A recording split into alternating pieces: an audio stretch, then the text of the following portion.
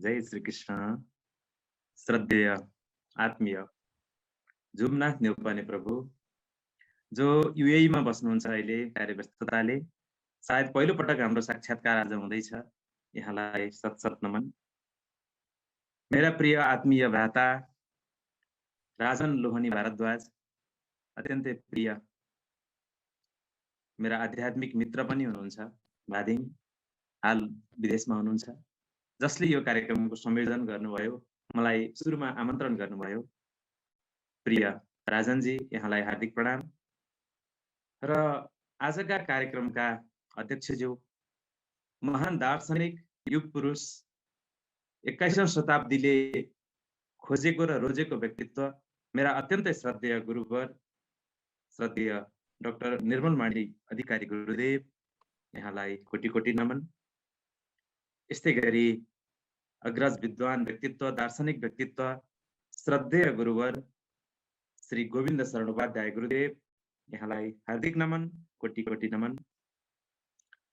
यस्तै गरी मैले यहाँ देखिरहेको छु श्रद्धेय विद्वान आत्मीय व्यक्तित्वहरू, नवीन यात्रीज्यू, अरुण पौडेलज्यू, अरविन्द धितालज्यू, बुद्धराज चौलागाईज्यू, छवि पौड्यालज्यू पोर्चुगलबाट, गंगाराम चौहान प्रभु, गायत्री प्रसाद रेग्मी, गोविन्द शरण गुरुदेव, गुरुदेव कार्की, राजकुमार दाहालज्यू, राम अधिकारीज्यू, रोशन बस्नेतज्यू, रूपक राज राउतज्यू, शशिज्यू, उमाकान्त सिटौलाज्यू, भीम प्रसादज्यू, रोमादेवी निरौला माताजी, वेदनिधि लुइटेलज्यू, हरिशरण गैरेज्यू, हिमवत आर्ट्स प्रज्ञा, कल्पना लगायत धेरै धेरै आध्यात्मिक सत्सङ्गी मित्रहरू पाल्नु भएको छ। वेदनिधि लुइटेलज्यू, श्यामकृष्ण सुवेदीज्यू, हरिशरण गैरेज्यू, सन्तोष गुनीज्यू लगायत सम्पूर्ण श्रद्धेय मेरा आत्मीय प्रियजनहरूमा हार्दिक नमन अर्पण गर्दछु।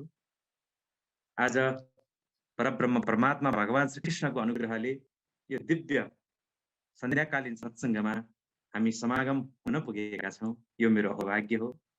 सम्पूर्ण प्रियवरहरूमा हार्दिक नमन। कस्तो राम्रो, कस्तो उल्लासमय क्षण छ आज यो सन्ध्या। श्रद्धेय गुरुवरहरूको सान्निध्यमा अझै हामी हर्षित बनेका छौँ।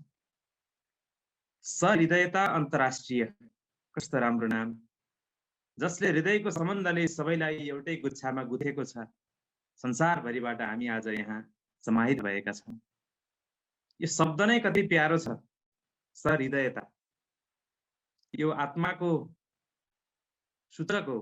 सहृदयता, हृदय नै आत्मा हो र त्यो आत्माले आत्मवत् रूपमा संसारभरका प्राणीहरूलाई जोडेको छ। यो दर्शन मेरो पनि सर्वप्रिय दर्शन हो, सहृदयता दर्शन। र यो सहृदयताले व्यक्ति व्यक्ति समाज राष्ट्रलाई नभइकन अन्तर्राष्ट्रलाई नै जोडेको छ, विश्व ब्रह्माण्डलाई नै जोडेको छ। यो सहृदयता दर्शन आफैमा निर्विकल्प छ। र जरोकिलो महाअभियानमा म यसको सक्रिय सदस्य त होइन, तर म यसको अत्यन्तै प्रेमी हुँ। नेपालको माटो सुहाउँदो, हाम्रो मौलिकता सुहाउँदो र हाम्रो आफ्नोपन, हाम्रो आफ्नो उद्गम, हाम्रो आफ्नो स्वभाव, हाम्रो आफ्नो अध्यात्म, हाम्रो आफ्नो प्रकृति भनेकै वास्तवमा जरो र किलो भनेकै यो हाम्रो आत्मा हो। र नेपाली माटो सुहाउँदो दर्शन जो श्रद्धेय गुरुवरको सत्सङ्कल्पमा आएको छ, यो हामी सबैको लागि अत्यन्तै ग्राह्य छ, स्तुत्य छ। आजको हाम्रो यो आवश्यकता हो। मैले हृदयतः यो कुरालाई महसुस गरेको छु र म सधैँ यसैको पक्षमा छु। गुरुवरसँगको सान्निध्यमा, उहाँसँगको साक्षात्कारमा मैले धेरै ज्ञान पनि प्राप्त गर्ने अवसर पाएको छु र गुरुवरद्वारा लिखित पुस्तक पनि मैले पढ्दैछु र साथीहरूमा पनि, विद्वतजनमा पनि यसको चर्चा परिचर्चा बढ्दो क्रममा रहेको छ। र आज मलाई भगवत गीता जयन्तीको अवसरमा मलाई प्रिय राजनजीले गीताको सारको बारेमा संक्षिप्तमा के प्रकाश पारिदिनुहुन्थ्यो कि भन्ने अनुरोध गर्नुभयो। यसलाई मैले सहस्र स्वीकार गरेँ। वास्तवमा विषयवस्तुमै प्रवेश गरौँ, जो मलाई मिलेको छ, जो अत्यन्तै आवश्यक छ। मेरो प्रिय विषय हो गीता र मेरो मूल दर्शनको विषय, प्रवचनको विषय, स्वाध्यायनको विषय नै गीता। किनकि गीता सबै वेद शास्त्र शिरोमणि हो, यसको सार हो गीता। गीता धेरै प्रकारका छन्। भगवत गीता, अवधूत गीता, त्यस्तै अष्टावक्र गीता, शिव गीता, देवी गीता लगायत विभु गीता, ऋभु गीता, अनेक अनेक गीताहरू छन्। तर भगवत गीता नै सर्वश्रेष्ठ हो, सम्पूर्ण गीताको पनि गीता हो, महागीता हो, सार हो गीता। सर्वोपनिषदो गावो दुग्धा गोपालनन्दन। यो सबै उपनिषदको सार पनि हो र यो गुरु परम्परामा आएको पनि हो भगवत गीता। नारायणं नमस्कृत्य नरं चैव नरोत्तमं देवीं सरस्वतीं व्यासं ततो जयमुदीरयेत्। यो सम्पूर्ण भगवान नारायणदेखि गुरु परम्परामा अविच्छिन्न रूपमा यो आएको छ। यो स्वयं भगवानले बताउनु भएको हो। सूर्यदेवलाई, मनुलाई हुँदै हुँदै हुँदै अर्जुनसम्म आएको यो परम्परा हो र अर्जुनको माध्यमबाट जुन आएको गीता हो, वेदव्यासद्वारा लिखित जुन गीता हो, लिपिबद्ध भएको गीता हो, आज हाम्रो जन जनको हात हातमा यो गीता परेको छ। हामी कति भाग्यमानी हेर्नुस् त। जुन गीता तत्कालीन समयमा केवल अर्जुनलाई सुन्ने मौका मिल्यो, युधिष्ठिरले सुन्न पाएनन्, कैयन ऋषिमुनिले सुन्न पाएनन्, त्यस्तो महत भगवत गीता आज हाम्रो हात हातमा छ। हाम्रो नेपाली भाषामा अनुवादित छ। संस्कृत, हिन्दी, अंग्रेजी, नेपाली, उर्दू, फारसी हरेक भाषामा 150 भन्दा बढी भाषामा यो श्रीमद् भगवत गीताको अनुवाद भइसकेको छ। हामी कति भाग्यमानी छौं। यो हिन्दूहरूको महान शास्त्र हो, सार हो। यो वेदको पनि सार गीता हो। हरेक हिन्दूको हात हातमा, घर घरमा यो गीता हुनु जरुरी छ। जन जनमा हामीले यो निशुल्क रूपमा यो गीता बाँड्नुपर्छ, निशुल्क या सशुल्क। यो यति गीता खरिद गरेर वितरण गर्न अथवा किनेर पढ्नको लागि कुनै पनि नेपाली कंगाल छैन। जम्मा 30-50 रुपियाँ पर्ने यो गीतालाई आज घर घरमा हामीले बाँड्नुपर्छ। यो अभियानमा म जुटिरहेको छु, हजुर जुटिराख्नु भएको छ। हामीले एउटा सत् संकल्प आजैबाट लियौं। गीता जयन्तीको अवसरमा, यो गीता सप्ताहको अवसरमा, गीता जयन्तीको सप्ताहको अवसरमा हामीले एउटा दृढ संकल्प लिनुपर्छ कि हामीले गाउँ गाउँमा, जन जनमा, बस्ती बस्तीमा, कुना कुनामा यो गीतालाई बाँड्नुपर्छ। हाम्रा हरेक बाल बालिकाहरूलाई गीता पढाउनुपर्छ। तब न हिन्दुत्व के हो जानकारी हुन्छ। हिन्दूको शास्त्र कुन हो भन्दा एउटै शास्त्र, एकम शास्त्रम देवकी पुत्र गीतम, एको देव देवकी पुत्र एव, एको मन्त्र तस्य नामानि यानि, कर्मापेकम तस्य देवस्य सेवा। आद्य जगद्गुरु शंकराचार्यको वाणी हो यो गीता महात्म्यमा। एउटै शास्त्र हिन्दूले घर घरमा राखोस्, त्यो हो गीता।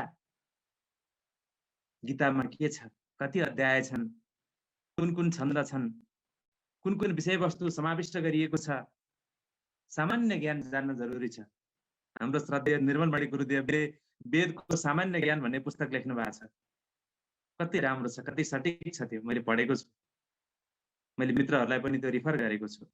यस्तै यो गीताको सामान्य ज्ञान एकदम सरल छ। यो हरेक व्यक्तिले गीताको सामान्य ज्ञान लिन जरुरी छ। प्रत्येक विद्यार्थीलाई विद्यालयमा गीता पढाएर गीताको सामान्य ज्ञान हामीले सिकाउन जरुरी छ। गीता कसले, कुन बेला, किन, कुन प्रयोजनको लागि भन्यो, गीताका प्रतिपाद्य विषयहरू के हुन्, अत्यन्त सरल शब्दमा यसलाई प्रस्तुत गर्न सकिन्छ। गीता वेद जस्तो क्लिष्ट पनि छैन, घुमाउरो अर्थ पनि लाग्दैन, सिधा अभिधा अर्थबाट यो बुझ्न सकिन्छ। यसमा व्यञ्जना र लक्षणाको आवश्यकता पनि पर्दैन। जे हो त्यही रूपमा यो बुझाउन सकिन्छ गीतालाई। हामीले हरेक विद्यालयमा गीता पढाउन जरुरी छ। एउटा दर्शन शास्त्रको रूपमा, समाज शास्त्रको रूपमा, ज्ञान विज्ञानको रूपमा गीतामा 18वटा योगहरू छन्। प्रत्येक योगहरू हाम्रो जीवनमा अत्यन्तै उपयोगी, व्यावहारिक र वैज्ञानिक छन्। अब लागौं गीताको सारतर्फ। गीताको सारलाई हामीले दुई ढंगबाट विश्लेषण गर्न सक्छौं। एउटा निरपेक्ष भावले, अर्को सापेक्ष भावले। निरपेक्ष ढंगले भन्दा गीता वेदान्त शास्त्र हो। दुईटै अर्थमा गीताको विश्लेषण गर्न सकिन्छ, यसलाई चर्चा गर्न सकिन्छ, बुझाउन सकिन्छ, बुझ्न सकिन्छ। यो परम वेदान्त शास्त्र हो। प्रस्थानत्रयी, उपनिषद, ब्रह्मसूत्र र गीता हुन् जसबाट सिधै ब्रह्मको प्राप्ति हुन्छ। तीनमध्ये एउटा जुन बाटो हिँडे पनि हामी पुग्छौं गन्तव्यमा। चाहे उपनिषदको बाटो जाउँ, चाहे ब्रह्मसूत्रको बाटो जाउँ, चाहे गीताको बाटो जाउँ, यी तीनै मध्ये सरलीकृत सरलतम ग्रन्थ भनेको गीता हो।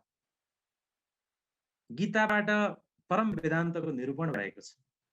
यसमा त्यो जुन सत तत्व ब्रह्म हो, जुन अद्वैत तत्व ब्रह्म हो, एको ब्रह्म द्वितीयो नास्ति हो, त्यो ओम तत्सत नाम भएको, जुन नासतो विद्यते भावो नाभावो विद्यते सत भनेर जुन गीताको दोस्रो अध्यायमा प्रतिपादन भएको छ, जसलाई एकम सत विप्रा बहुधा वदन्ति भनेर वेदले भनेको छ, त्यो सार तत्व गीतामा निरूपण भएको छ।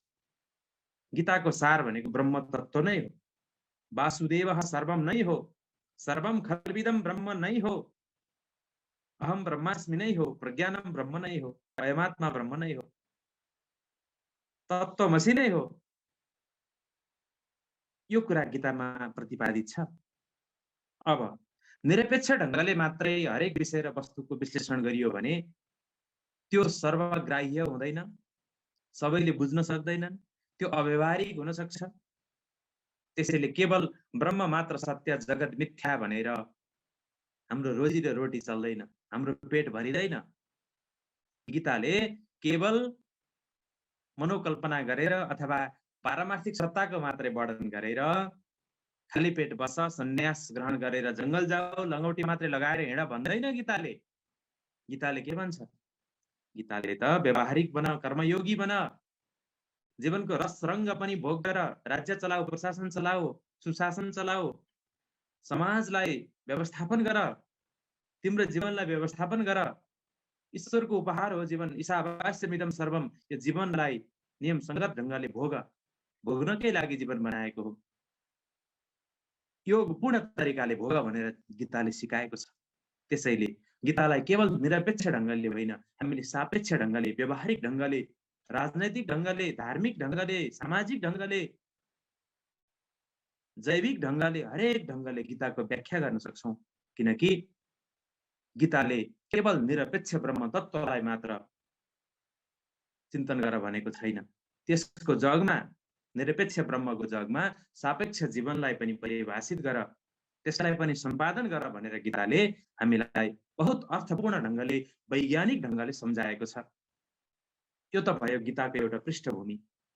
अब अलिकति ऐतिहासिकता हेर्ने हो भने म त्यस्तो इतिहासको त्यस्तो विज्ञ त केही होइन, तैपनि मेरो सामान्य ज्ञानमा हेर्दा, गीताको सामान्य ज्ञान हेर्दा, गीता जयन्ती जो हामी अहिले मनाउँदैछौँ, मार्गशीर्ष शुक्ल पक्षको एकादशी, मोक्षदा एकादशी, जुन दिनमा भगवान श्रीकृष्णले अर्जुनलाई गीताको ज्ञान प्रदान गर्नुभएको छ, यो चाहिँ लगभग 5158 वर्ष पुरा भएछ। भनौँ त टेन्टेटिभ करिबन 1-2 वर्ष तलमाथि पर्ला, 5158 भगवत गीताको जयन्ती हो यो, जुन हामीले गएको एकादशीमा मनायौँ। त्यही सप्ताहको रूपमा अहिले चलिरहेको छ। हामी त्यही अभियानमा अहिले छौँ। हामी गीता चिन्तनकै अभियानमा छौँ। हामी गीतामय छौँ। जीवन नै हाम्रो वास्तवमा गीतामय छ। एउटाले सोधे गीतामा के छ? गीताको विज्ञले जवाफ दिए गीतामा के छैन, अर्थात् सबै थोक छ। त्यसमा असत्य छैन, झुट छैन, कपट छैन, काल्पनिकता छैन। गीतामा सबै थोक सत्य नै सत्य छ, अकाट्य सत्य छ, अपरिवर्तनीय सत्य छ। अहिलेका जुन नेताहरूले बनाए जस्तो, गुरुदेवको भाषामा कपुतन्त्रले बनाएको जस्तो परिवर्तनीय संविधान, यस्तो चाहिँ मिथ्या संविधान, मिथ्या कानुन यहाँ छैन। यहाँ जे छ अकाट्य छ, सत्य छ। जुन कुरो कपुतन्त्रमा परिवर्तन भइरहेको छ, यो गीतामा यो त शाश्वत साम्यवाद हो, शाश्वत समाजवाद हो। यो गीताको कुनै पनि सूत्र कहिले पनि परिवर्तन हुँदैन। अलिकति पुराणहरू भन्दा पनि गीता अलि विशिष्ट छ, किनभने पुराणमा कतिपय कथाहरू छन्। त्यो पुराणका भर्सनहरू के हुन् भने कहीँ रावणको भर्सन होला, कहीँ दैत्यहरूको भर्सन होला, कहीँ कुनै व्यक्तिको भर्सन होला, कहीँ भगवानको भर्सन होला। पुराणका सबै कुरा ग्राह्य हुँदैनन्, छानेर लिनुपर्छ। त्यसको लागि गहिरो विवेक गहिरो तपस्या चाहिन्छ पुराण बुझ्नको लागि। पुराणलाई जस्ताको तस्तै बुझ्नेहरूले आज धर्मको बदनाम गराएका छन्। हेर्नुहोस्, पुराणको सबै कुरो ग्रहण गर्न जरुरी छैन, राम्रा राम्रा कुराहरूलाई ग्रहण गर्ने हो। तर गीतामा यस्तो नहुने हो। गीताको कुनै पनि सूत्रले, कुनै पनि श्लोकले त्यहाँ हिंसा गर भन्दैन, जातीय विभेद गर भन्दैन, स्त्री र पुरुषमा विभेद गर्दैन, कुनै पनि किसिमको अन्धविश्वास छैन, अज्ञान छैन, पाखण्ड छैन। गीतामा हरेक कुराहरू वैज्ञानिक छन्, हरेक कुराहरू अकाट्य छन्। ती ब्रह्म वाक्य हुन् गीता। किनकि गीता कुनै सामान्य ऋषिमुनिको मात्रै मत पनि होइन, कुनै व्यक्तिको मत पनि होइन, दार्शनिकको मत पनि होइन। गीता त स्वयं परब्रह्म परमात्मा भगवान श्रीकृष्णकै मत हो, विचार हो, अथवा उहाँकै बाणी हो। वेदहरू त बरु भगवानका निश्वास हुन्, स्वाभाविक रूपमा आइरहन्छन्, गइरहन्छन्। वेदका ऋचाहरू लाखौं लाखौं करोडौं छन् वेदका मन्त्रहरू। तर गीता चाहिँ भगवानले स्वयं योगमा अवस्थित भएर के गर्नाले यो किम कर्तव्य विमूढ भएका मनुष्यहरूलाई सही राजमार्गमा ल्याउन सकिन्छ र जीवनको उद्देश्य बोध गराउन सकिन्छ भनेर, त्यसको दिगन्तसम्म कसरी मानवको कल्याण गर्न सकिन्छ भनेर भगवान श्रीकृष्णले अर्जुनलाई माध्यम बनाएर सारा वेद उपनिषदको सार अर्जुनलाई बाछो बनाएर दुहेर दिनुभयो। यो चाहिँ ज्ञानको अमृत हो, अकाट्य। त्यसैले पनि गीता अरूभन्दा विशिष्ट छ, विशेष छ, वेदभन्दा पनि विशेष छ गीता। यद्यपि गीताको जग पनि वेद नै हो, पुराण नै हुन्, समस्त दर्शन शास्त्रहरू नै हुन्, र सबैको सार त्यो चाहिँ कतै पनि मत नबाजिने गीता हो। जसरी संविधानको परिभाषामा के भनिन्छ, संविधान एउटा मूल कानुन हो, जोसँग बाजिने सबै कुराहरू अन्य कानुन ऐनहरू रद्द हुन्छन्, आफै अमान्य हुन्छन् भनेको छ नि संविधानको प्रस्तावना। त्यस्तै गीतासँग बाजिने कुनै दर्शन छ भने त्यो अमान्य हुन्छ। हामीले त्यो छाती ठोकेर भन्छौँ, गर्वको साथ भन्छौँ। गीतासँग बाजिने कसैले कुनै साम्प्रदायिक दर्शन ल्याउँछ भने, कुनै राजनीतिक दर्शन ल्याउँछ भने, सामाजिक विचार ल्याउँछ भने त्यो आफैमा अमान्य हुन्छ, जुन कुरो गीतासँग बाजिन्छ। यसको एउटा पृष्ठभूमि, ऐतिहासिकता मैले यहाँ भन्ने प्रयास गरेँ। र यो आजभन्दा 5158 वर्ष पहिला भगवान श्रीकृष्णले साक्षात् आफै प्रकट भएको अवस्थामा आफ्नो अवतार कालमा दिनुभएको प्रसङ्ग हो। त्योभन्दा पहिला पनि सूर्यलाई, मनुलाई, विभिन्न ऋषिहरूलाई त्यो दिँदै आएको परम्परा गीतामा पनि उल्लेख छ र विभिन्न पुराणहरूमा पनि यसको चाहिँ ऐतिहासिकता पाइन्छ। त्योतर्फ अहिले नजाउँ। र बीचमा बेला बेलामा अपभ्रंश हुँदै, लुप्त हुँदै, फेरि प्रकट हुँदै, लुप्त हुँदै आएको अवस्थामा फेरि आएर भगवान श्रीकृष्णले अर्जुनलाई आजभन्दा 5158 वर्ष पहिला त्यो रणभूमिमा दिनुभयो। अब यहाँ कता कता मान्छेहरूमा एउटा भ्रम आउँछ कि होइन होला, यो गीता पछि बनायो होला, वेदव्यासले आफै कथे होला, कहाँ युद्धको भूमिमा कसले चाहिँ रिसाएको बेलामा कसले वेद पढ्छ, गीताको ज्ञान कसरी दिन यो सम्भव छ भन्ने कुरा पनि आयो होला। त्यस्ता तर्कहरू पनि यता कता सुन्नमा आउँछन्। केही सम्प्रदायहरूले त्यसरी व्याख्या पनि गर्छन्। वास्तवमा युद्धको बेलामा गीता चाहिन्छ, जीवनमा एकदमै सङ्गीन मोडमा, सबैभन्दा कठिन परिस्थितिमा ज्ञान चाहिन्छ। यदि त्यो कठिन परिस्थितिमा मान्छेले ज्ञानको अवलम्बन गरेन भने उसको पतन निश्चित हुन्छ। यदि उसले कठिनभन्दा कठिन घडीमा पनि यदि ज्ञानलाई अनुशीलन गर्यो भने, जुन ईश्वरको निर्देशनलाई पालन गर्यो भने के हुन्छ, उसले सम्यक ढङ्गले त्यो समस्याको समाधान गरेर उसले सफलता हासिल गर्न सक्छ। त्यसैले गर्दा गीता त्यो मोडमा दिइयो, त्यो सङ्गीन घडीमा दिइयो, जुन अत्यन्त आवश्यक थियो।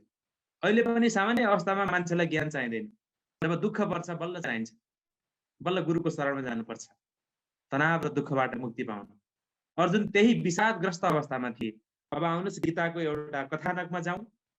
वास्तविक जुन कथानक हो, यसमा 18वटा योगहरू छन्। त्यसमा 18वटा योगहरू क्रमिक रूपमा भगवानले व्याख्या गर्दै जानुहुन्छ। 1 नम्बरमा विषाद योग,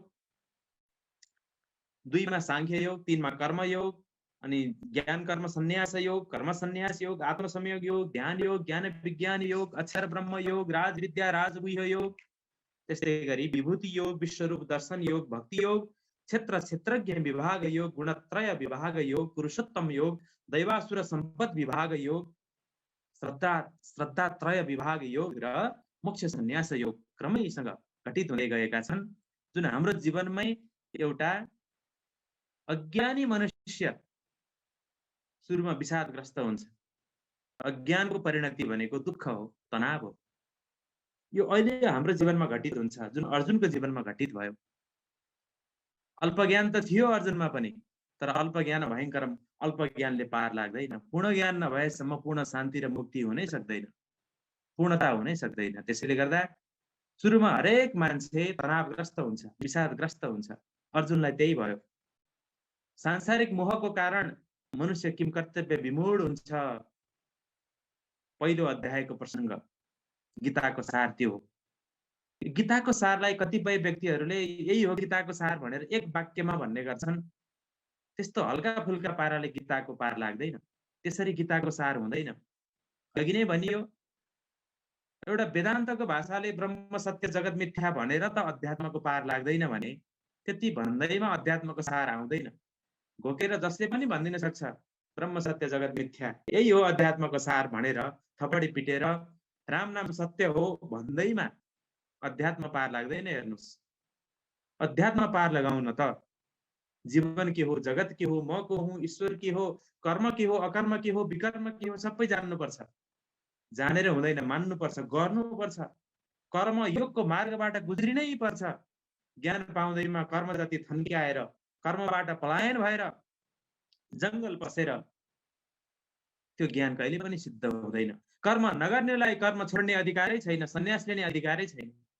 कर्म गर्नेले मात्रै सन्यास लिन सक्छन्। त्यसैले वर्णाश्रम व्यवस्थामा, 4 आश्रमको व्यवस्थामा हाम्रो के छ त 25-25 वर्षको आयु भाग लगाएर 4वटा अवस्थाहरू छुट्याइएको छ। ब्रह्मचर्य आश्रम, गृहस्थ आश्रम, वानप्रस्थ आश्रम, सन्यास आश्रम। भलै हो 100 वर्ष हाम्रो आयु नहोला, तर 80 वर्षको आयु होला अथवा 50 वर्षको आयु होला, तैपनि जीवनलाई 4 खण्डमा विभाजन गरेर हामीले आफ्नो क्षमता अनुसार, आफ्नो प्रारब्ध अनुसार जीवन जिउनुपर्छ। कर्म छोड्ने अधिकार कसैलाई छैन। जसले कर्म छोडेर सन्यास लिन चाहे, पलायनको मार्ग अपनाए, ती अवसादग्रस्त छन्, तिनको जीवन अपूर्ण छ। हामीले सुनेका देखेकै छौँ। जसले जीवनमा अकर्मण्य बने तिनीहरू सधैँ अशान्त रहे, दुखी रहे, पीडित रहे, उनीहरू पतित भएरै छडे, योग भ्रष्ट भएरै छडे। त्यो हाम्रो समाजमा हाम्रो आँखा अगाडि छर्लङ्ग छ। त्यसैले पहिलो अध्यायमा विषाद योग हुन्छ, किम कर्तव्य विमूढ हुन्छन् अर्जुन। युद्ध गरौँ कि नगरौँ, भलै अधर्मको पक्षमा भए पनि आफन्त हुन्, कसरी मारौँ, कसरी युद्ध गरौँ भन्ने उनलाई एउटा मोहले सताउँछ। अनि भगवानलाई बिन्ती गर्छन्, प्रभु मलाई बाटो देखाऊ भन्छन्। जबसम्म मान्छेको जीवनमा द्वन्द्व हुँदैन नि, द्वन्द्वात्मक भौतिकवाद त यही छ नि, पहिलो अध्यायमै छ द्वन्द्वात्मक भौतिकवाद। मार्क्सको सिद्धान्त यही छ। यो त प्रारम्भ मात्रै हो गीताको, अब त्यसको समाधान त अगाडि छ। द्वन्द्वात्मक भौतिकवाद भनेको त एउटा सामान्य माइलस्टोन मात्रै, त्योभन्दा अगाडि बढ्न धेरै छ। द्वन्द्वात्मक भौतिकवादले जीवनको सबै प्रश्नको समाधान दिन सक्दैन। अगाडि भगवानले बताउन जरुरी छ। भगवान सांख्य योगमा जानुहुन्छ, दोस्रो अध्यायमा आत्माको ज्ञान दिनुहुन्छ, अनात्माको ज्ञान दिनुहुन्छ, शरीर र शरीरी र अशरीरको ज्ञान दिनुहुन्छ, जुन अलग अलग विषयवस्तु हो। जुन क्षेत्र क्षेत्रज्ञ पनि हो, 13औं अध्यायमा पनि यो कुरा रिपिट हुन्छ। सांख्य योग, जीव आत्मा अविनाशी र नित्य छ, मन शरीर संसार विनाशी र अनित्य छन्, अमर नित्य आत्माको लागि शोक गर्नु व्यर्थ छ अर्जुन, तिमीले त आफ्नो कर्तव्य गर्ने हो। कर्मयोग पनि दोस्रो अध्यायमा नै सुरु भएको छ। कर्मण्येवाधिकारस्ति मा फलेषु कदाचन मा कर्मफल हेतुर्भूः मा ते संगोष्ठ कर्मणि। दोस्रो अध्यायमा कर्मयोगको बारेमा पनि उत्तरार्धमा आउँछ र पूर्वार्धमा चाहिँ आत्माको बारेमा। नैनम छिन्दति शास्त्राणि अशोच्या ननु शोचस्तम प्रज्ञावादाश्च भाषसे गतासु न गतासु नानु शोचन्ति पण्डिता। भगवानले भन्नुहुन्छ, पण्डितहरू चाहिँ विनाशी शरीर मर्छ कि भनेर शोक गर्दैनन्, केवल आफ्नो कर्तव्यमा ध्यान दिन्छन्। जातस्य हि ध्रुवोर्मृत्यु ध्रुवोर्जन्म मृतस्य च तस्मात्तम अपरिहार्यार्थे नात्तम सोची तुम्हारासी। जन्मेको मर्छ, मरेको फेरि जन्मिन्छ त्यो जीव। त्यसैले यस्तो मर्ने जन्मिने यो अवश्यम्भावी अपरिहार्य कुरामा बुद्धिमानले शोक गर्नु हुँदैन अर्जुन भनेर भगवानले सम्झाउँदै अमर आत्माको नित्यत्वको बारेमा निरूपण गर्नुहुन्छ। जुन कुरो अहिलेको भौतिक विज्ञान चुकेको छ, उसले भन्छ पदार्थबाट चेतना आयो भन्छ, गलत छ त्यो सिद्धान्त। वास्तवमा चेतनाबाट पदार्थ आएको हो। यो कुरा वेदान्तले पुष्टि गरेको छ। एउटा वैज्ञानिक थ्योरी छ अब्जर्भर्स इफेक्ट भन्ने। वास्तवमा यो संसार हामीले नमान्ने हो भने छैन। एकदम ध्यानको परमार्थिक अवस्थामा हामी गयौँ भने, ब्रह्म बोधको ब्रह्म स्थितिमा हामी, त्यो ब्राह्मी स्थितिमा हामी स्थित भयौँ भने जगतै छैन। तर हामीले फेरि व्यवहारमा आउनु पर्यो। एकाकी नरमते ब्रह्म त्यो समाधिकै अवस्थामा सधैँ टिक्दैन। समाधि र व्युत्थान भनेका चाहिँ यी सापेक्ष कुरा हो। समाधि मात्रै सत्य होइन, व्युत्थान पनि हुन्छ। समाधि मात्रै हुन्थ्यो भने समाधिको लागि प्रयत्न गर्नु पर्थेन। समाधि र व्युत्थान, आरोह र अवरोह, त्यो गति र स्थिति भइरहेको छ। हाम्रो मैले थोरै अध्ययन गरेको छु, म स्थितिगत्यात्मक प्रगतिवाद भन्ने आउँछ यहाँ जरकिलो महाअभियानको दर्शनमा, दर्शनशास्त्रमा थोरै मैले पढेको छु। त्यसको विज्ञानमा होइन। स्थिति र गति दुइटै सत्य हो। स्थिति गत्यात्मक हुनुपर्छ जीवन। निरपेक्ष र सापेक्षको समुच्चय हो जीवन। परिस्थिति अनुसार दुइटैमा हामी ढल्न सक्नुपर्छ, ढाल्न सक्नुपर्छ। त्यो कुरालाई विवेचन गर्छ हाम्रो गीताले। त्यो दुइटै कुराको व्याख्या गरेको छ। सत असत दुइटैको अस्तित्व छ, तर आधार भूमि भनेको सत हो, ब्रह्म हो, त्यो चेतना हो, त्यो सच्चिदानन्द तत्व हो। सच्चिदानन्दकै अधिष्ठानमा यो जगत क्रियाशील छ। उसैको स्वभाव हो यो जगत। यो 7औं अध्यायमा आउँछ, भूमि रापो नलो वायु खम्मनो बुद्धिरेव च अहंकार इत्यम्मे भिन्ना प्रकृतिरष्टधा। यो अष्ट प्रकृति पनि भगवानकै के हो त स्वभाव हो, प्रकृति हो। परा र अपरा दुईटा प्रकृति हुन्छ। यसको बारेमा फेरि चर्चा गरौँला। यसरी दोस्रो अध्यायले के भन्छ भने अधिष्ठान भनेको ब्रह्म हो, आत्मस्वरूप हो, र यो जगत भनेको चाहिँ के हो त विनाशी हो, आफू अविनाशी हो, आत्मा अमर हो, नित्य हो आत्मा। यसको लागि शोक नगर भनेर भगवानले सिकाउनुहुन्छ। र तेस्रो अध्यायमा कर्मयोगको प्रसङ्ग, जुन दोस्रो अध्यायबाटै उत्तरार्धबाट सुरु भएको छ। कर्मयोग, निष्काम भएर कर्तव्यको पालना गर्नु र अथवा कर्मयोगको पालना गर्नाले स्वतः कल्याण हुन्छ। यसमा सोच्नु पर्दैन, किनकि कर्मको फल भनेको ध्रुव सत्य हो। कर्म गरेपछि फल मिल्छ मिल्दैन कि भनेर अविश्वास गर्न पनि हुँदैन, अथवा मलाई धेरै धेरै धेरै फल मिलोस्, भोग मिलोस्, मान मिलोस्, सम्मान मिलोस् भनेर अधिक अपेक्षा गर्न पनि हुँदैन। न अधिक अपेक्षा गर्नुपर्छ, न न्यून अविश्वास गर्न हुन्छ। ठिक्कसम्म सम्यक भाव, कर्म गरेपछि फल मिलिहाल्छ ढुक्क भन्ने, कर्म चाहिँ गर्ने। कर्म छोड्ने अधिकार पनि छैन, कर्मको फल आश गर्ने अधिकार पनि छैन। वास्तवमा दुईटै काम लाग्दैन। कर्म छोड्ने पनि काम लाग्दैन, धेरै आश गर्ने पनि काम लाग्दैन। कर्म गर्ने ढुक्क भन्ने त्यही हो योगी, कर्मयोगी हो त्यो। यो कर्मयोगको मर्म त्यो हो के वास्तवमा। धेरै मान्छे यसमा मुर्जाएका छन् हैन। आशै नगरी कसरी कर्म गर्ने, लोभै नगरी कसरी कर्म हुन्छ भन्छन्। कर्मयोगलाई अव्यवहारिक ठान्ने दार्शनिकहरू पनि छन्, सो कल्ड अहिलेका दार्शनिकहरू। वास्तवमा यो त बडो विज्ञान हो। हेर्नुहोस्, ईश्वरमा समर्पित गरेर ईश्वरको कृपाले प्राप्त साधनबाट, मन बुद्धि विवेकबाट कर्म गरेर, शरीर साधनको प्रकृतिको प्रयोग गरेर जे हुन्छ त्यो ईश्वरमा अर्पण गर्नु, त्यसमा सन्तुष्ट हुनु, त्यो वास्तवमा त्यो विवेक हो, त्यो योगी हो। वास्तव कहिले पनि खेर जाँदैन कर्मको फल। कुनै न कुनै रूपबाट कर्मको फल हरेकलाई मिल्छ। ध्रुव सत्य कुरामा हामीले चाहिँ अविश्वास गरेर हुन्छ। बिरुवामा पानी हाल्ने, जरामा पानी हाल्ने, जरामा पुगोस् भनेर हाल्ने, फेरि बिरुवा नै उखलेर हेर्ने कि पुग्यो कि पुगेन, अनि बिरुवा सर्छ, हुर्किन्छ। विश्वास हुनु पर्यो नि। विश्वासको फल कहिले पनि खेर जाँदैन। यदि तपाईले सही कर्म गर्नुभएको छ भने, आफ्नो नियत कर्म गर्नुभएको छ भने, त्यो अवश्य त्यो फलिताप हुन्छ। अगाडि ज्ञान कर्म सन्यास योग। ईश्वर सर्वज्ञ र सर्वसमर्थ हुनुहुन्छ। ईश्वरको बेला बेलामा अवतार भइरहन्छ, पूर्ण अवतार, अंश अवतार, अनेक अवतारहरू भगवानको भइरहन्छ, भएको छ। भगवान श्रीकृष्णको अवतार भएकै हुनाले आजभन्दा 5000 वर्षभन्दा अगाडि नै 125 वर्षसम्म भगवान धरतीमा रहनुभयो। श्रीकृष्ण पूर्णावतार हो। त्यो एउटा चाहिँ परिपूर्णतम अवतार हो श्रीकृष्णको। अन्य अवतारमा बरु केही अंश कलाहरू देखिन्छ। यद्यपि भगवान पूर्ण नै हो, तर त्यसको प्रकटीकरण, उहाँको गुण शक्तिको प्रकटीकरण भने कतिपय अवतारहरूमा आंशिक रूपमा देखिन्छ। जस्तो भगवान सूर्य के हुनुहुन्छ, नारायण सूर्यनारायण। आकाशमा अहिले साँझमा मलिनो मलिनो देखिन्छ, बिहानमा लाली लाली देखिन्छ, दिउँसो प्रचण्ड घाम देखिन्छ। यद्यपि अहिले राति देखिँदै देखिँदैन। यसको अर्थ सूर्य छैन भने त होइन नि। अहिले सूर्य छैन भनेर कुतर्क गर्न त मिल्दैन। भगवान त हुनुहुन्छ सूर्यनारायण, अहिले नदेखिएको मात्रै हो, प्रकट नभएको मात्रै हो, तर हुनुहुन्छ। भगवान राम पनि पूर्ण हो, नृसिंह पनि पूर्ण हो, मत्स्य कच्छप सबै पूर्ण हो, गणेश देवी दुर्गा सबै पूर्ण हो। एकोहम बहुश्याम, भगवान एक हो तर अनेक हुनुहुन्छ, सबै पूर्ण हो, तर कुनमा कुनै कला पूर्ण, कुनमा कुनै कला पूर्ण भने जस्तै हो। वास्तवमा भगवानमा पूर्णता नै छ। पूर्णमदः पूर्णमिदं पूर्णात् पूर्णमुदच्यते पूर्णस्य पूर्णमादाय पूर्णमेवावशिष्यते। हामी जीवात्मा नि पूर्ण नै हो, यद्यपि हामीमा सबै कुरो प्रस्फुटन हुँदैन। ईश्वरै हामी बनेर प्रकट भएको हो, ईश्वर नै जीव भएर आएको हो। यो वेदान्तले निरूपण गरिसकेको छ। त्यो जीवमा पूर्णता भगवानले दिँदैन, नत्र लीला नै हुँदैन, सृष्टि नै हुँदैन। हरेक जीवलाई बराबरी शक्ति दियो भने के हुन्छ?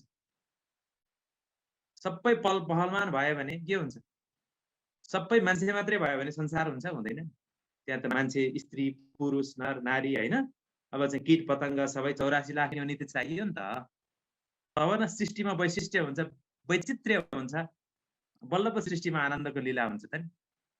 यो वैचित्र्यलाई पनि स्वीकार्नुपर्छ, सापेक्षलाई पनि स्वीकार्नुपर्छ भन्छ गीताले।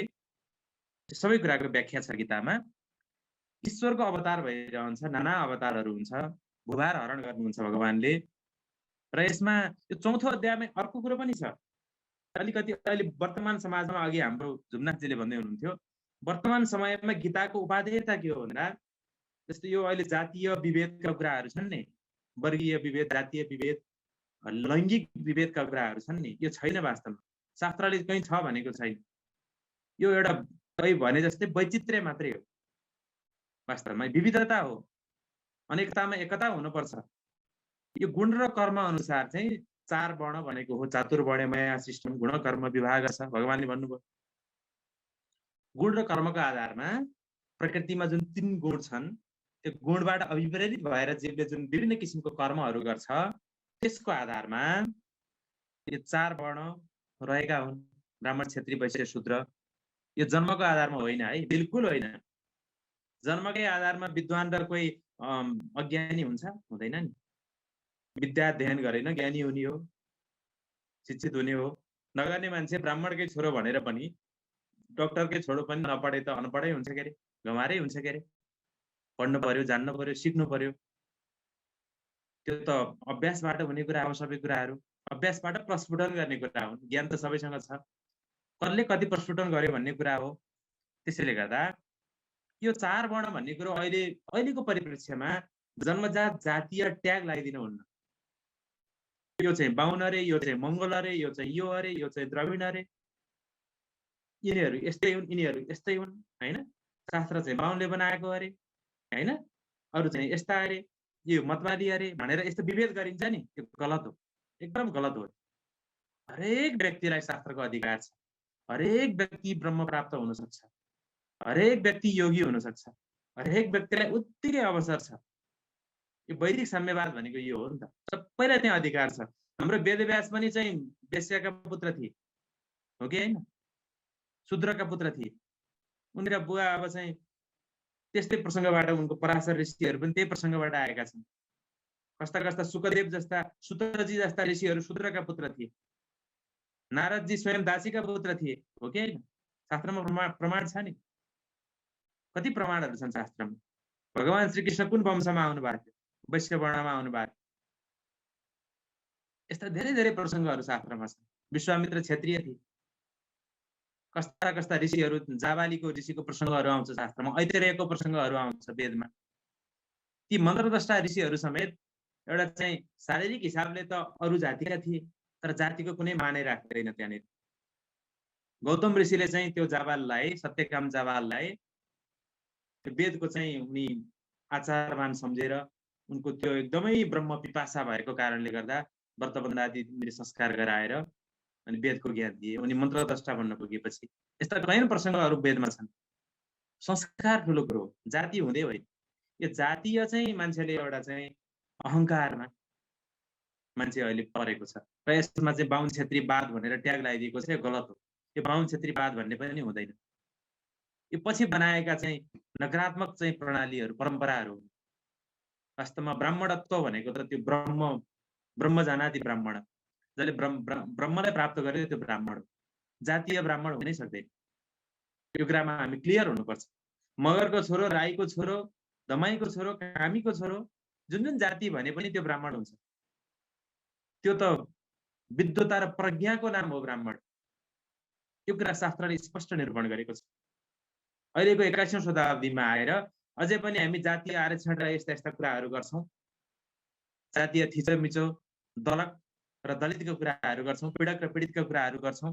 यी सामाजिक विकृति हुने, यी सामाजिक विकृतिलाई त्यही ढङ्गले सम्बोधन गर्नुपर्छ।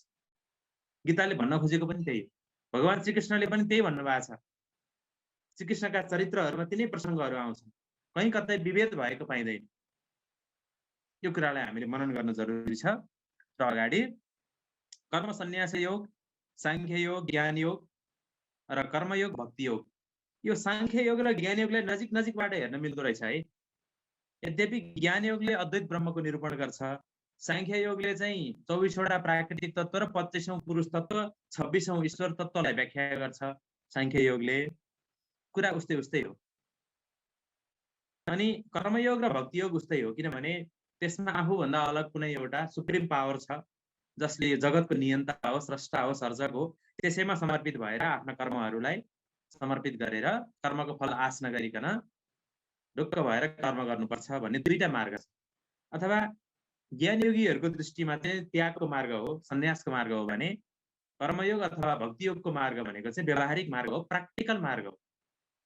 यो दुईटा मार्ग छन् वास्तवमा आध्यात्मिक सिद्धिको लागि, मुक्तिको लागि, भगवत प्राप्तिको लागि। तर भगवानले रिफर के गर्नुहुन्छ त? वर्तमान समयमा कर्मयोग वा भक्ति योग नै श्रेष्ठ हो भन्नुहुन्छ। सन्यासको मार्ग भन्दा कर्मयोगको मार्ग वा भक्तिको मार्ग नै श्रेष्ठ हो भन्नुहुन्छ। 6औं अध्यायमा म अलिकति समयले नेटो काट्ला, समय धेरै मैले लिइसकेँ जस्तो लाग्छ, तैपनि अब म छुट्याउँछु।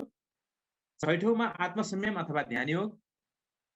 सम्यक ध्यान विधिबाट चाहिँ मुक्ति प्राप्त गर्न सकिन्छ, परम सिद्धि प्राप्त हुन्छ। ध्यानका विधिहरू छन्, अष्टाङ्ग योगका विधिहरू छन्।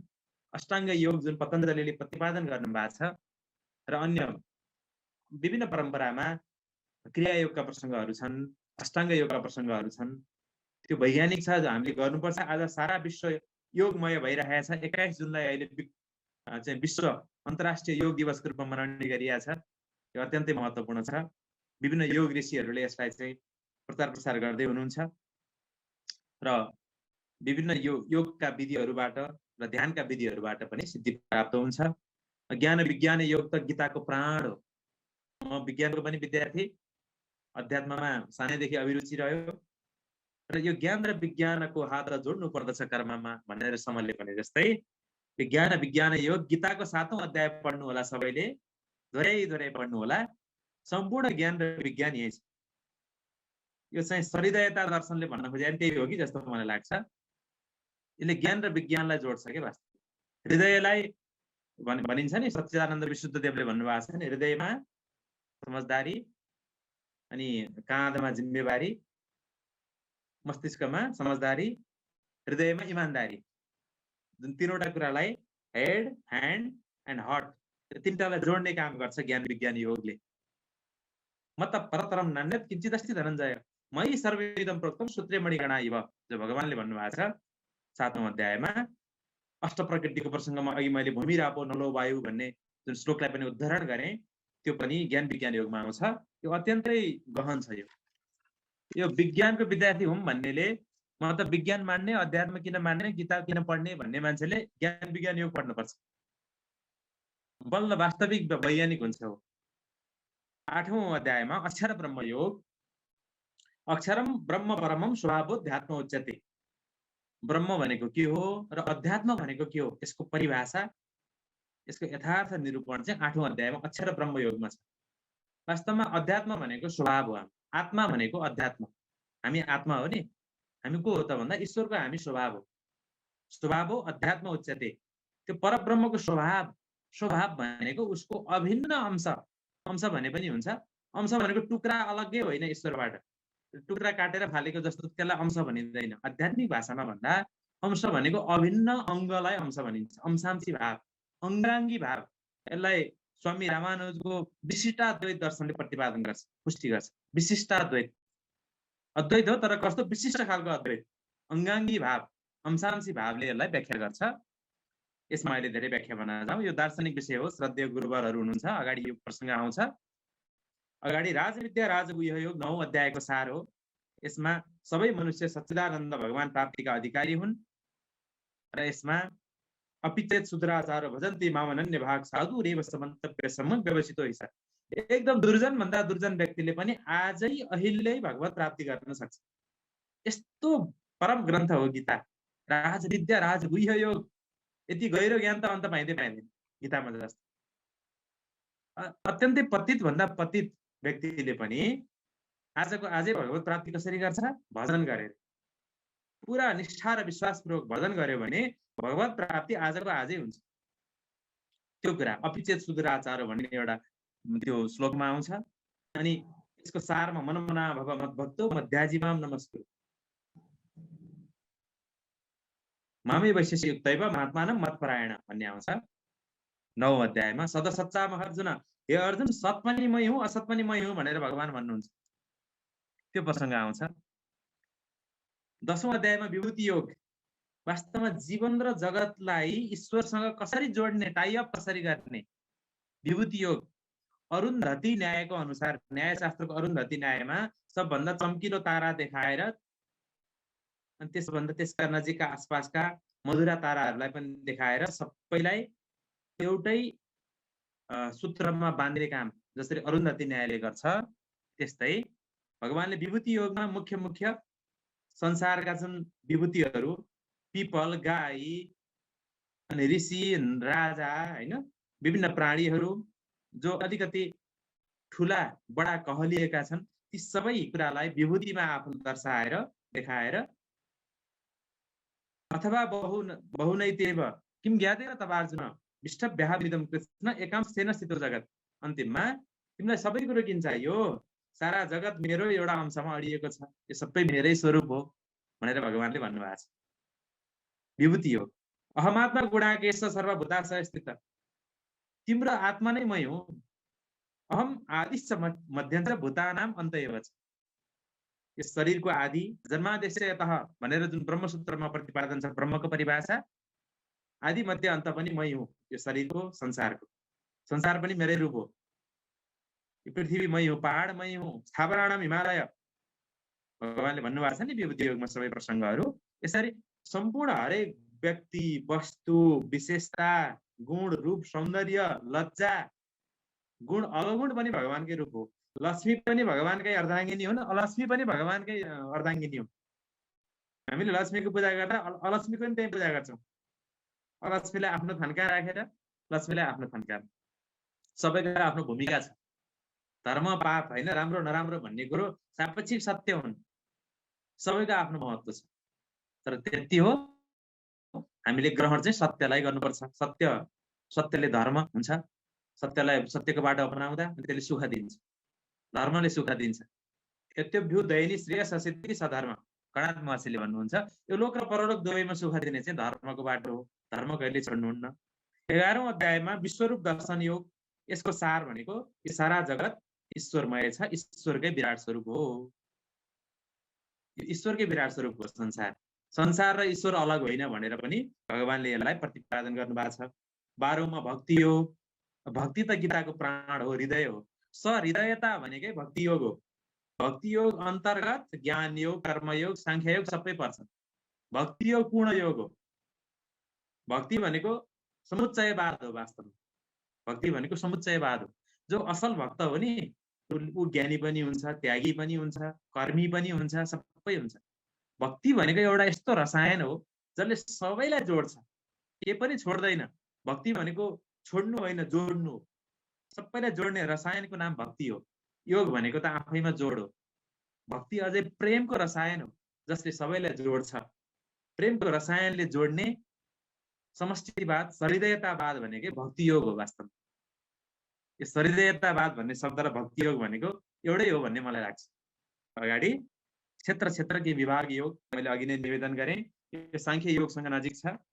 दृश्य र द्रष्टा, दिग्दृश्य विवेक शङ्कराचार्यले भन्नुभएको छ नि, दिग्दृश्य विवेक यो कुरो आउँछ। यसमा धेरै व्याख्यामा अहिले नजाउँ, यो दार्शनिक व्याख्या हुन्छ। गुणत्रय विभाग योग, ईश्वर भक्तिद्वारा 3 गुणबाट अतीत भई मोक्ष प्राप्त गर्न सकिन्छ। गुणातीत हुने प्रसङ्ग आउँछ। 3 गुणबाट त्रिगुणमय छ जगत। यो जगत सञ्चालन 3 गुणबाट हुन्छ।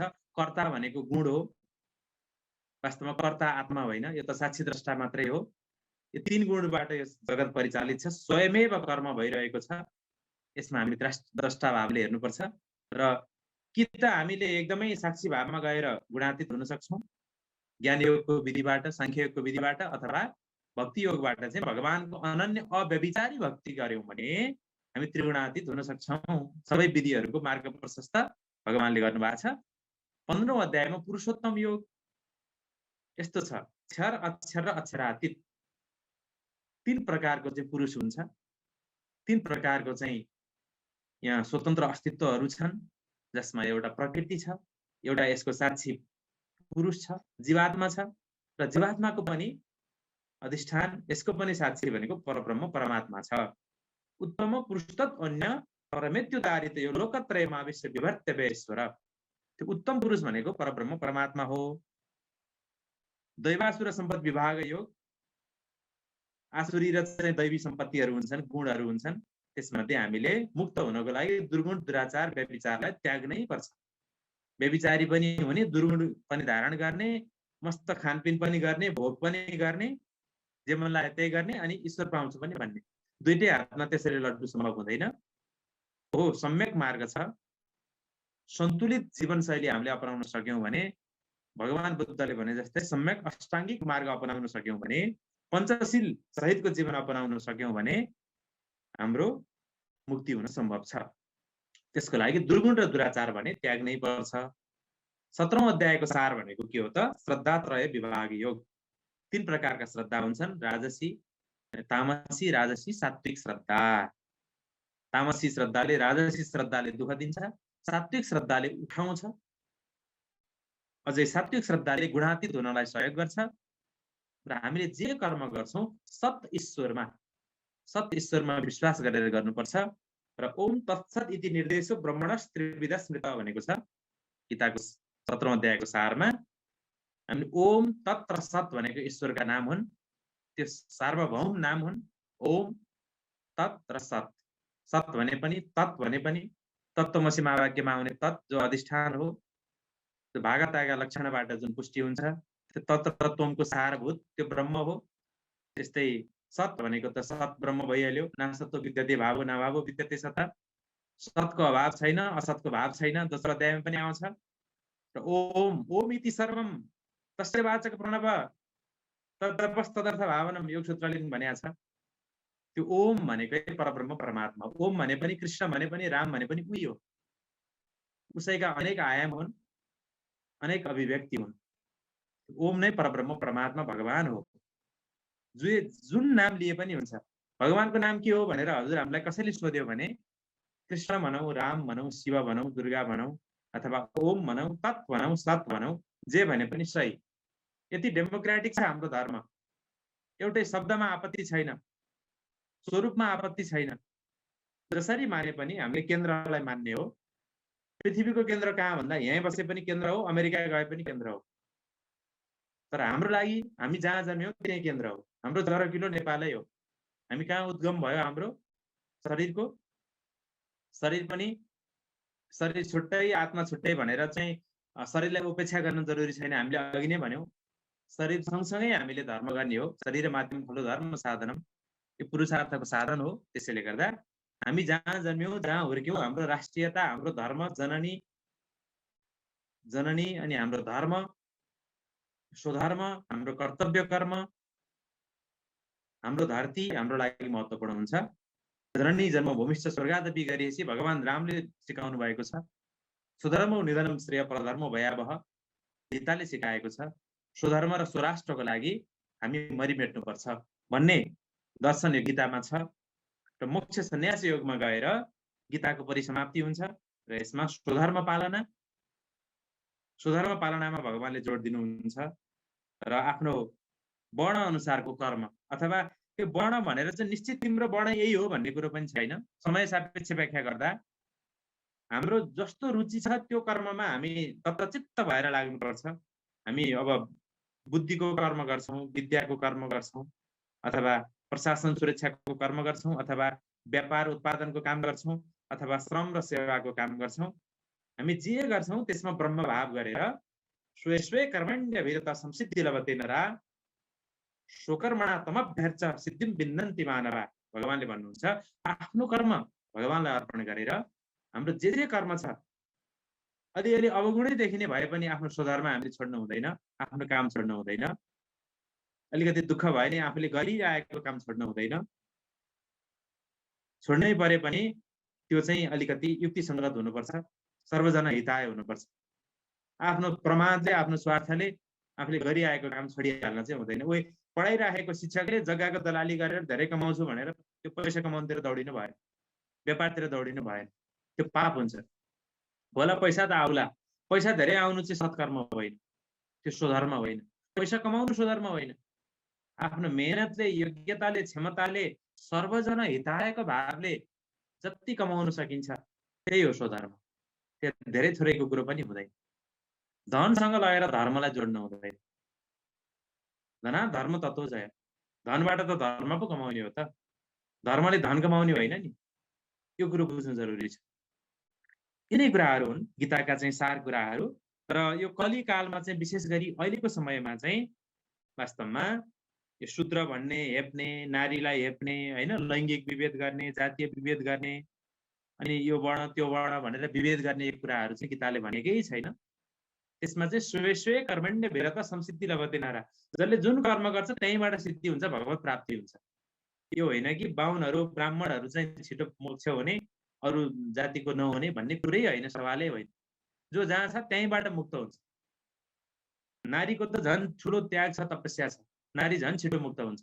नारीमा श्रद्धा हुन्छ, प्रेम हुन्छ, लज्जा हुन्छ, विनय हुन्छ। नारीले आफ्नो स्वभावलाई जान्नुपर्छ, पुरुषले पनि आफ्नो स्वभावलाई जान्नुपर्छ। जसले जहाँबाट जे कर्म गर्दैछ त्यो कुरालाई उसले बुझ्नुपर्छ। आफ्नो स्वधर्म जानेर उसले कर्म गर्नुपर्छ। कर्म कहिल्यै छोड्नु हुँदैन। गीताको सिद्धान्त नै वास्तवमा कर्मयोग हो। वास्तवमा गीताले सन्यास गर भनेकै छैन, जुन अर्जुनकै उदाहरणबाट पुष्टि हुन्छ। अब म करिष्ये वचनम तब भनेर, हे प्रभु म हजुरले भनेको मान्छु, म कर्म गर्छु, म कर्मयोग गर्छु, मलाई अब शोक मोह छैन। को मर्छन् को बाँच्छन् मलाई त्यो सरोकार भएन, मैले केवल धर्मयुद्ध गर्छु। उनी अब युद्धमा प्रवृत्त हुन्छन्। उनी अब भगवानको शरणमा उनी कर्म गर्न तयार हुन्छन्। उनी एकदम उत्साहित हुन्छन्। हामी पनि हाम्रो जीवनमा अत्यन्त विषादको घडीमा, दुःखको घडीमा यो गीताको ज्ञानलाई अवलम्बन गरेर हामी आफ्नो जीवनमा जस्तोसुकै समस्या परे पनि, दुःख परे पनि त्यसलाई फत्ते गर्न सक्छौँ। गीताले मलाई यो सिकाएको छ, हजुरलाई सिकाएको छ। हामी यो सिक्दैछौँ गीताबाट। हामी कोही पनि पूर्ण विज्ञ छैनौँ, तर हामीलाई गीताले एउटा आलोक दिएको छ, मार्ग प्रशस्त गरेको छ, जीवन जिउने कला सिकाएको छ। महात्मा गान्धीले भन्नुहुन्थ्यो नि, जब मलाई विषादले घेर्छ म गीताजीको शरणमा जान्छु। सोपेनहावर, अल्बर्ट आइन्स्टाइन, एडिसनदेखि लिएर पश्चिमा विद्वान दार्शनिकहरूले पनि गीता पढे, अनुशीलन गरे। उनीहरू मस्त भए। मुक्त कण्ठले उनीहरूले पूर्वीय वाङ्मयको आज प्रशंसा गर्छन्। गीता परम वेदान्त शास्त्र हो भनेर उनीहरूले स्वीकारेका छन्। त्यसैले गीताको महिमा जति गरे पनि कम हुन्छ। यो अकाट्य शास्त्र हो, परम विज्ञान हो, यो ज्ञान विज्ञान हो। त्यसैले गर्दा मैले आज मेरो निर्धारित समयभन्दा धेरै समय लिएँ, म क्षमा प्रार्थी छु। गीताको सार भनेको कस्तो भन्दा गीताको सार भनेको जे भयो राम्रो भयो, जे भयो राम्रैको लागि हुन्छ भनेर कहीँ लेखेको पाइन्छ नि, हो त्यति कुरामा भुल्न हुँदैन। त्यसले मान्छेलाई झुलाएको छ। मान्छेले पढ्छ छोडिदिन्छ, त्यो होइन। स्टेप बाई स्टेप 18 अध्यायको अध्ययन नगरिकन त्यो सारमा गयो भने त्यो गल्ती हुन्छ। कस्तो हो भने सार भन्ने कुरो पनि सार जानेको मान्छे चाहिँ पूर्ण हुँदैन, त्यो सही ज्ञान होइन। जसले विषयवस्तु पढेकै छैन उसले सार कसरी पत्ता लगाउँछ? त्यसैले गीताको सार जान्नु छ भने म त निवेदन गर्छु, विनम्र निवेदन गर्छु, पहिला गीता पढ्नुपर्छ।